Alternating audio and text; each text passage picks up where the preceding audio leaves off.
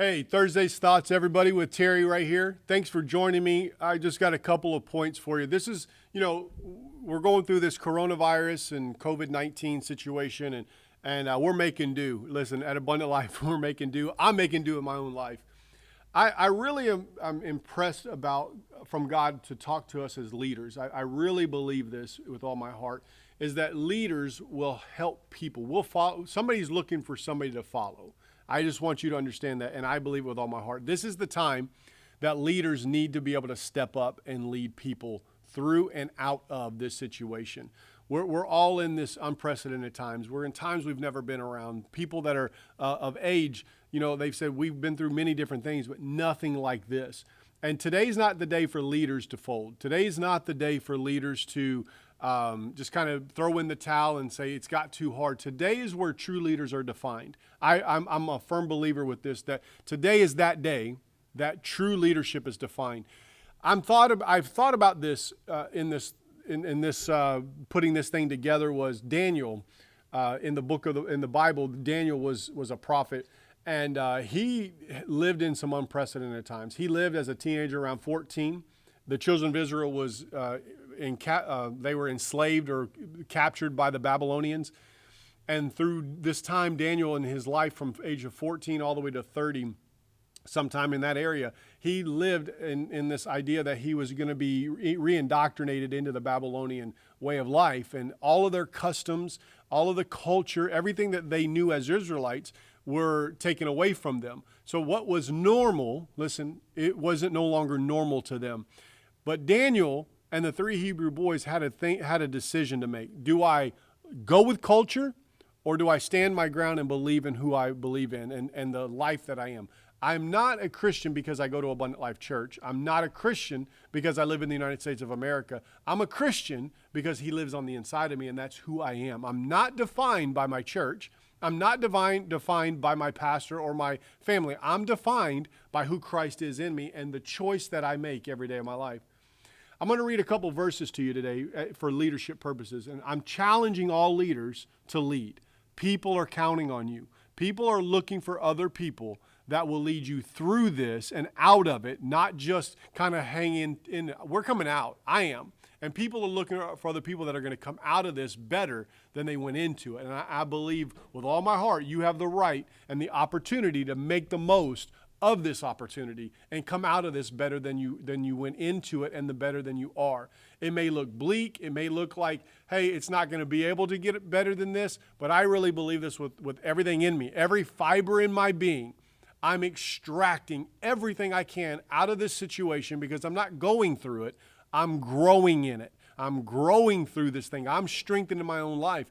And in Daniel chapter 1, verse 8, it says this. Here's the thing. The Babylonians were trying to change everything about Daniel and what they did, their diet, the way they did things, how they worshiped, how they prayed, how they went to work, everything. And Daniel chapter 1, verse 8 says, "But Daniel purposed in his heart that he would not defile himself." Come on. You got to know who you are. You got to have some convictions about you. You got to have some confidence and courage in your life. If you're going to lead, you're going to have to lead with confidence and courage. But more importantly, you're going to have to know who you are. Yeah, that's what leaders, we know who we are. Come on. Anybody that's a leader out there, you know what I'm talking about. I know who I am. I'm not defined by all of this other stuff. I'm defined by my purpose that God has placed on the inside of me. With the portion of the king's delicacies, nor the wine which he drank. Therefore he requested of the chief of the eunuchs that he might not defile himself. Now, wait a minute.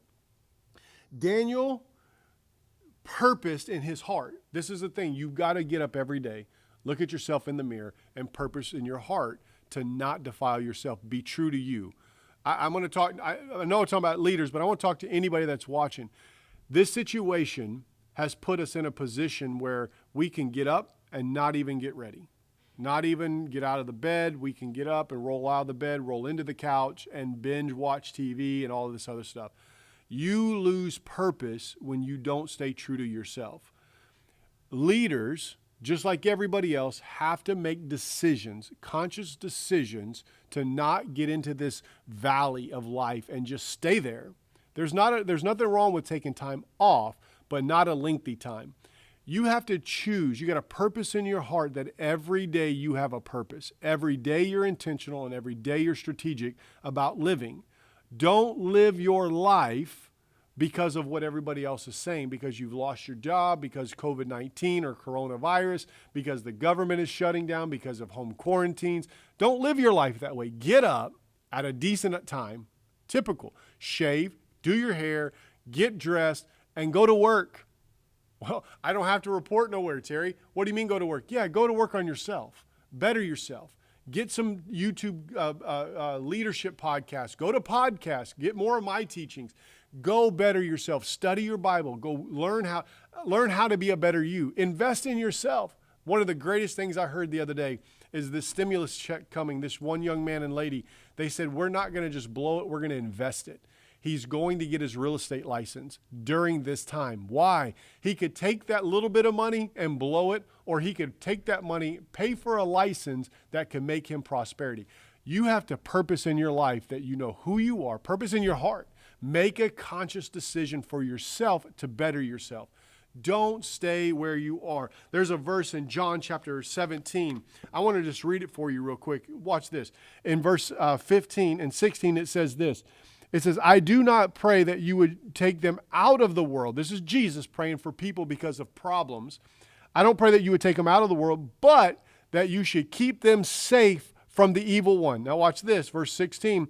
They are not of the world, just as I am not of the world. What does that mean, Terry? That simply means this, that no matter what's going on in life, no matter what's going on in the world, you're able to be safe. We're not taking you out of them. You're not in it.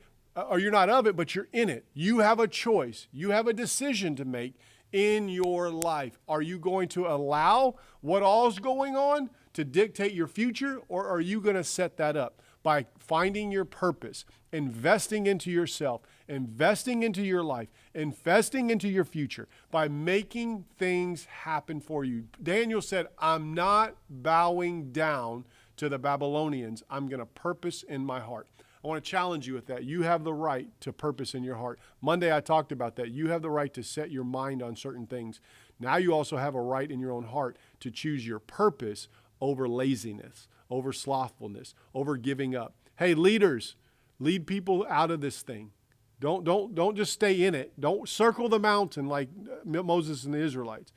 Get out of this thing. Lead out of it. Find peace. Find joy. Find a future, find purpose, challenging you to do that. Look, I appreciate you joining me today on Thursday's Thoughts. It's my thought.